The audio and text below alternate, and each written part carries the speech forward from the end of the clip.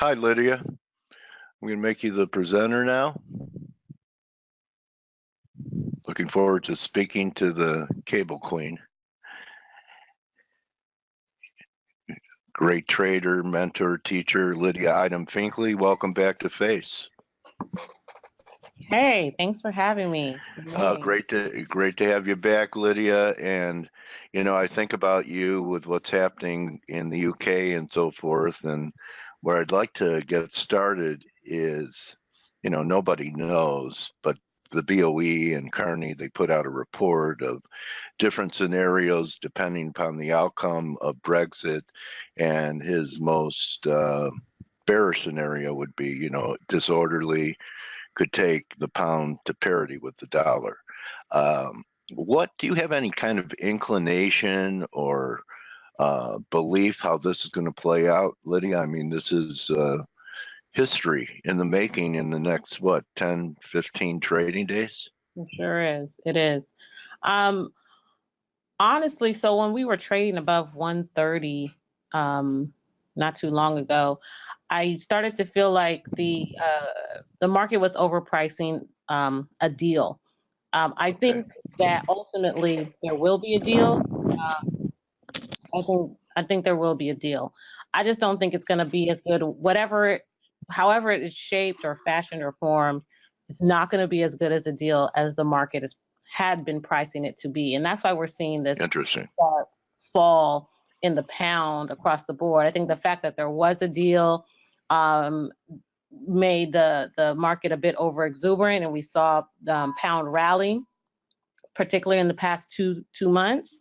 But I believe now really that the market is going to be underwhelmed no matter what happens. And so I'm not too concerned with the volatility and the price gyrations. It's going to, in my opinion, it's going to kill day traders, I think, or scalpers, more short-term traders, because you don't know which way it's going to whipsaw, and it is going to whipsaw. But if you're a swing trader right now, I think the direction, the ultimate direction in the market is actually very favorable for those of us who can catch, use the longer time, the bigger time frames, catch a great entry, and really hold it for your target profit. Okay, is your bias, to me it sounds like your bias would be, it'll be a deal that's underwhelming, and maybe some bearishness comes into, and some selling comes into cable that day or for a few days. Is your bias looking for long-term long entries should that scenario unfold? No, I still think there's a lot of optimism in the market. I mean, we're still trading above the support level at 127.75. I think the market is expecting, well, I think traders in general or investors in general are expecting that kind of scenario where you kind of buy after the fact. Yeah. I don't think so. I think we're going to see long-term weakness in the pound, quite frankly.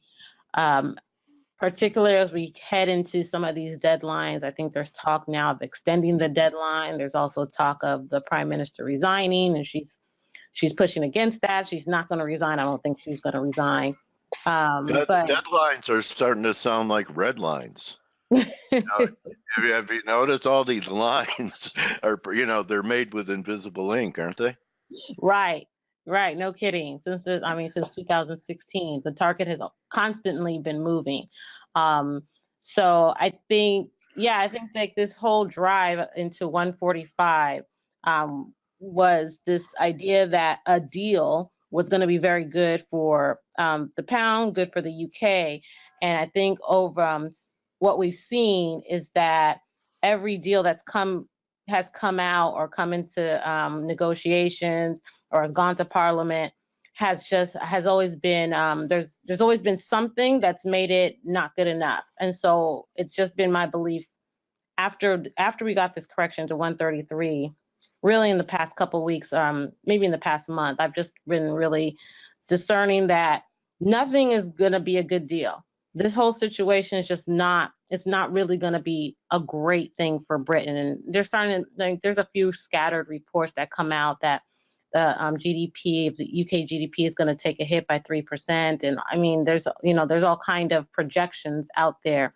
But I think it's interesting for us as Forex traders is to watch how it affects the Bank of England, because they were keen on raising interest rates after I think even as sentiment, optimism started to creep there, that the economy had held up since the referendum, and things were going okay, things were going well. And so I think it's going to be interesting to see the Bank of England backpedal in the midst of some of really the Fed, right? The Fed still on a path to raise interest rates. And I think that contrast is going to, and even that backpedaling, because the market had been pricing in some interest rate hikes. Yeah, Paul backpedaled a little bit yesterday. So all these central bankers, do they have unicycles? Do they? Absolutely, they have to keep it nimble. So I have kind of a negative bias in the dollar for a little while. The Dixie may be trading 94, maybe even 93 handle. So would you use the overall dollar weakness, should that unfold, to look for position shorts in cable? So far, yes. Yeah, that's pretty much been, especially when we were getting those rallies into 130. Those were prime opportunities. And so right now, while we're trading around this support level, that's been the case. I mean, every time we kind of bounce out of 127.75, even into 127, we got some jabs lower yesterday and last week. We still see rallies in cable being met with sellers, and I think that's pretty much the scenario.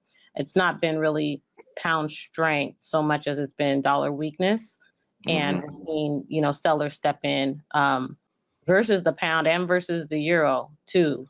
Well, I've heard you say how much cable loves 61.8, and that looks to be the level that it's holding so far. Do you have any zones, maybe beneath 133.50, where it might be an attractive short? Where it be attractive short? I think we got to get below. Okay, you want the confirmation of the breakdown. You don't want to sell rally. I do. You'll just go with the breakdown.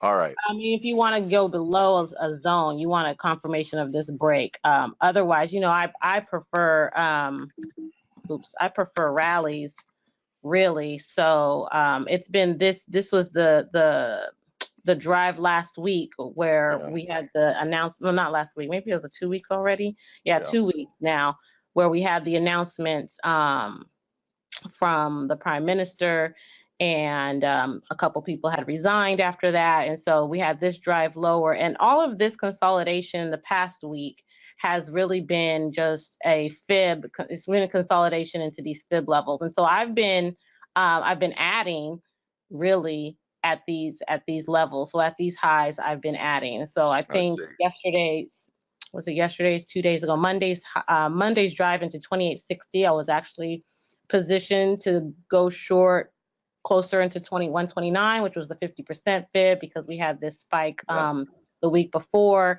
but it turned over nicely. I like that it was testing the broken support, and then we got this move higher, which again fell right back over. So for me, it's been about selling rallies as opposed to trying to catch it on a downside. I think if you wait for the downside break, it might be a little bit too late, because I'm not sure how low this will go. I think right now, really just waiting to test these lows at 127, and ultimately, I think, we see it on this 240. We might see it better back on the weekly. Yeah. But really trying to get a break below this 126.50. This is a 126.39, 125.89. So I'm really looking for us to get below this zone. So I don't know. I know I have a lot of lines, but if you can see, really the big one is 127.75, where we've been pivoting around. But the next jab here is really that 126.30 level. And so this is our zone. And, back in August when we traded in here, we bounced very nicely, finally, back to 133.50.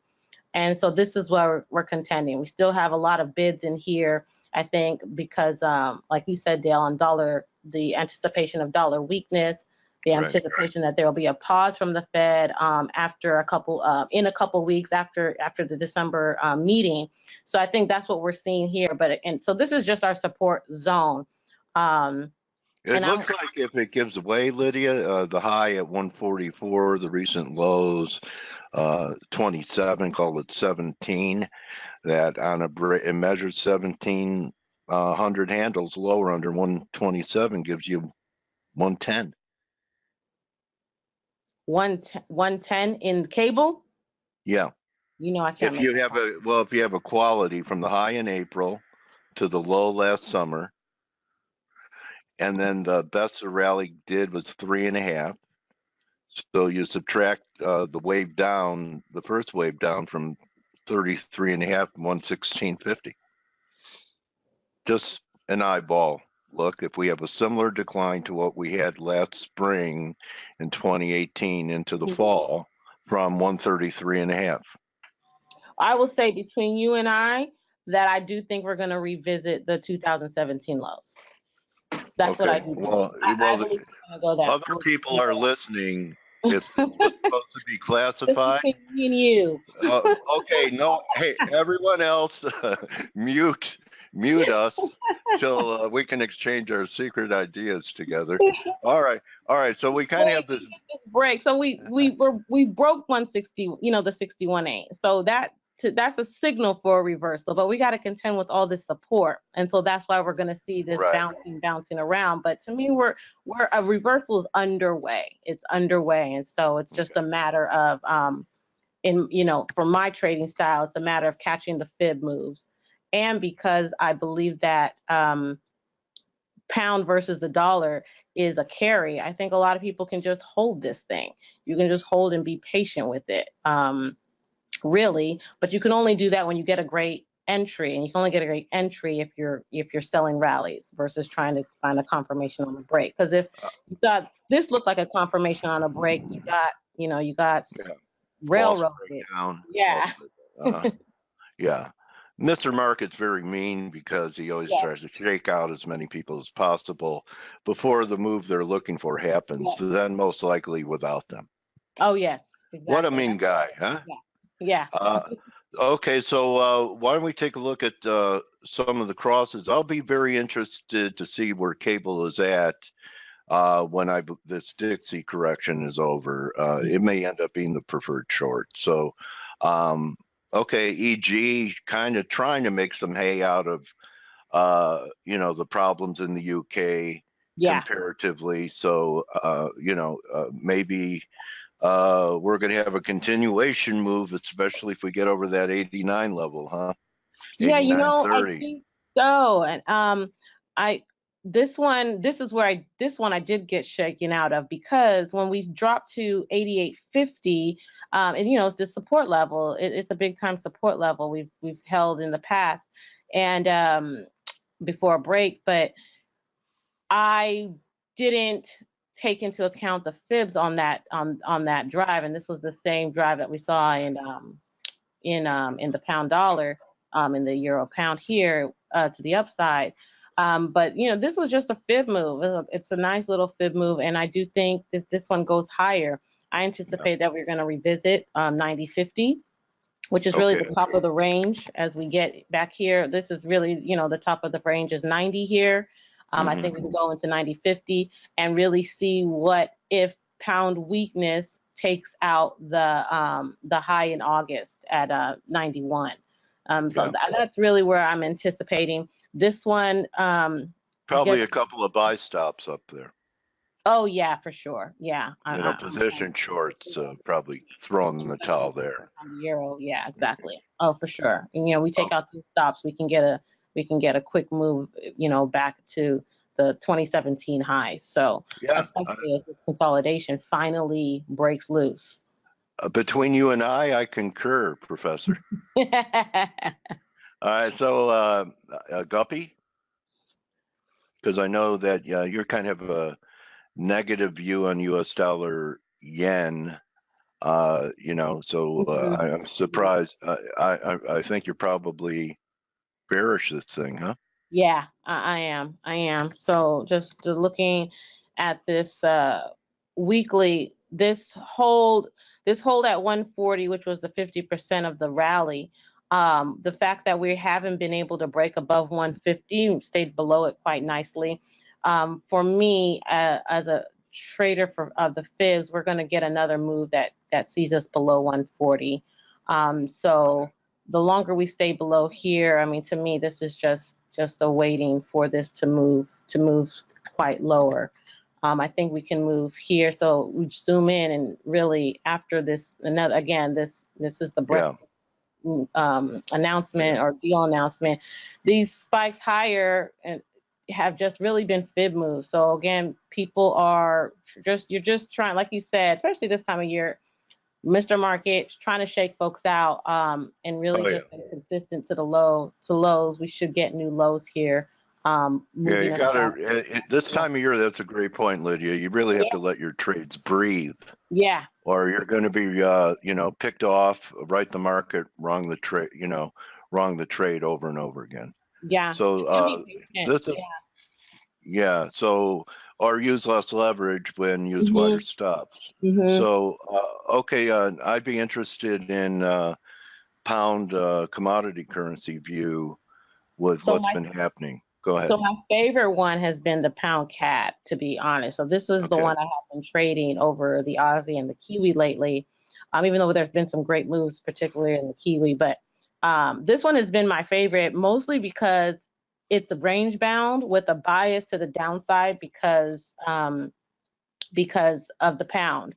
I also think that the Bank of Canada is a bit more hawkish than the market appreciates, and obviously much more so than the Bank of England. So I've been liking shorts up here at 72, 72.50. This was the Brexit drive lower, and really I've just been adding above 170. So every time we're getting above 170, I wonder, do I have a fit? Yeah, because just like everything else after that announcement, we've been seeing this consolidations and taking it to this fib.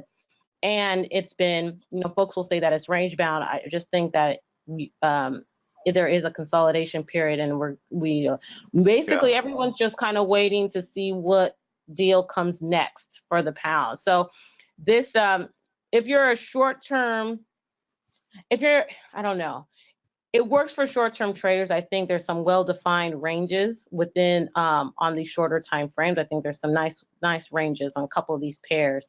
But if you're not patient enough to get a favorable entry, this is not the pair. This is not really the currency with the pound to trade. So, a lot of people ask me, what are you doing with the Brexit, with the news? I mean, I'm doing what I've always done. Which is wait for technical setups to show themselves and take profits or when they meet their target. So nothing about my trading has changed. I would say that I've been more patient. I've been actually more, let's say, persistent, because like when we had this, I don't know if you all remember 2 weeks ago when Prime Minister came out, and then she went back in, and then Parliament said yes, and then they said no, and then people resigned, and we had all this choppy volatility in 48 hours. I mean, I was going short and getting stopped out, and I was going short, and I would move my stop to break even, because I mean, when we got these down, and I get stopped out, I go short again when I was, and finally we got this drive lower. So I was reflecting on that, because I remember 5, 7, 10 years ago, the younger trader in me would have flipped long and gotten killed, because I would have gone short, got stopped out on when it came back up, and I would have flipped short to try to, it's going to go back up, and no, it's still down. So what I would say is be persistent in your views. Don't let the volatility make you flip on a whim. And I think that's what a lot of us do, especially when we're new to these markets. Yeah, that's a pearl. That's a pearl, because I mean, I came in this week bearish dollar, and there were a few times I was ready to lose my conviction about it, and you really have to hold on to your convictions Yeah. during those times. And and pros, a lot of amateurs, when they get stopped out of a position, they blame it on the instrument. They go, "Oh, I got burned in the pound." No, the trade was wrong. And then they look at another pair, because it reminds them, well, I'm not going to lose money in the pound again. I'm just talking about real chaotic psychology. So professionals will stay with the market even after a couple of unsuccessful entries, if they still believe in the trade. So right. nice work.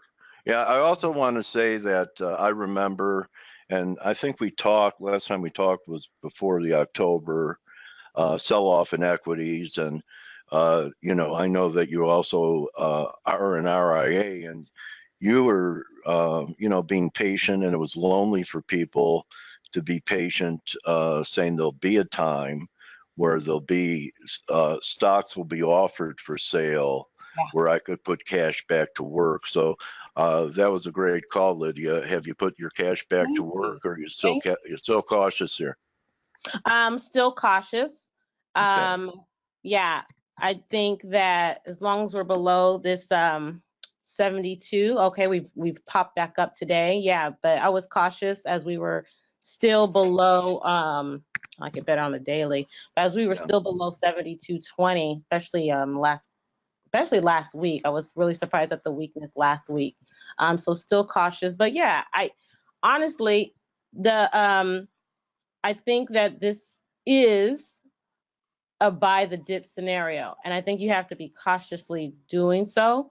I don't think that this is a capitulation, or I'd love to see a move to 2,500 in the S&P. I would love to see that, but you see what the market is doing, and you take what it gives. Maybe we're going to get a Santa Claus rally, and we get a sell-off in January, as we've kind of done the last 2 years. So I'm still cautious. We're in lightly, so not a huge move of money, but we can dabble in on this dip. I think it's a nice dip to work. I really wanted to see some kind of move lower after last week's weakness, but we're getting a pop here, and so we'll see if that lasts. We've had a couple of pops in the last several trading weeks, so so we can really get decisively above this 2,800 level, and really these highs up here at 28.10, 28.15. It's really there's still a chance that the market can turn over and move lower. But right now, it's pretty constructive. Yeah, great call. So I look at this time as being a good time for you to show your website and let the listeners know how they could find you and what you have to offer at FaithMightFX. Thank you. Yes, so if you come to my blog, faithmightfx.com, you can learn with me. And so I do some mentoring. I do mentoring and coaching with traders wherever they are on their skill level. And you can look out for this beginning class turning into a more online piece, where you can do it at your own pace, as opposed with meeting with me one-on-one, and then leaving the intermediate and advanced really for that one-on-one interaction. Or Dale mentioned the IRA. You can have money with me to manage, or just get investment advice, and you can see more about that on the firm's website, FM Capital Group. And as always, follow me on Twitter as well. I'm also on Instagram, and that's just Faith Might. I think a couple of you have been coming to me at FaithMightFX, which I do have that handle, but I don't do anything with it anymore, or at least with it currently. So on the social media, I am Faith Might. That's the blog, FaithMightFX. Faith Might has mighty faith. My trading warrior sister, Lydia, thank you so much for coming here today, and I wish you and yours a a Merry Christmas, a great holiday season, and may pips rain down on you like snowflakes during a Thank you blizzard. so much. Thank you, Dale. Thank you so much. All right, Happy Lydia. holidays to you too. Merry Christmas. Thank you, Lydia. Thanks, everyone. All right, that's a wrap for us today. Don't forget, we have Ronnie tomorrow. Lydia, you probably want to see this guy because, you know, Blake, if Blake thinks the world of the guy, it should be, it should be a great interview. So, okay. All right. So I hope everyone had at least caught a piece of dollar weakness this week, and encourage people to, you know, follow Lydia at the minimum. And we'll wrap it up TGIF in a big way with Ronnie. So good hunting, everybody. Thank you, investing.com, for hanging out with us today. You're welcome, Marius. And remember, most of all, don't just count your pips, count your blessings. And we'll see everyone to wrap up the week tomorrow. Adios, my trading warrior brothers and sisters. Enjoy the rest of your day.